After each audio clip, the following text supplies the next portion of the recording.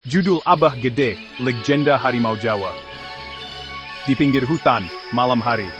Cahaya bulan menerangi jalan setapak. Rudi, Dewi, ayo kita masuk ke dalam hutan. Aku ingin melihat tempat di mana Abah Gede muncul. Rudi, kamu tahu kan cerita tentang Abah Gede? Banyak yang bilang dia adalah harimau yang bisa berubah bentuk. Kita bisa saja tersesat, atau lebih buruk lagi.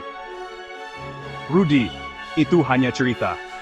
Kita harus membuktikan bahwa itu tidak lebih dari legenda. Mereka mulai berjalan masuk ke dalam hutan. Di dalam hutan, suara aneh terdengar.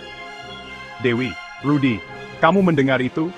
Sepertinya ada sesuatu di dekat sini. Mungkin hanya binatang biasa. Ayo, kita teruskan. Tiba-tiba, suara menggeram terdengar, membuat mereka terhenti. Kakek Suro muncul dari kegelapan. Apakah? Apa yang kalian lakukan di sini, anak muda?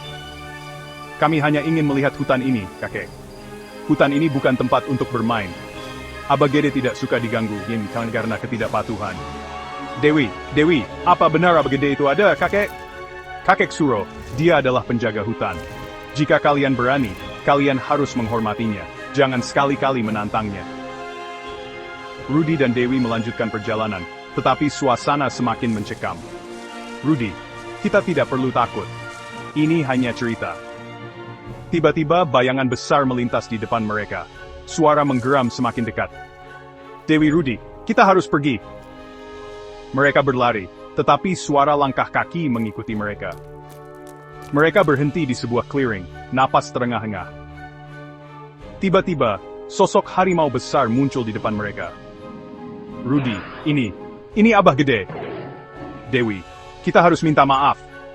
Mereka berlutut, memohon agar Abah Gede tidak marah. Abah Gede, mengapa kalian mengganggu kedamaian hutan ini?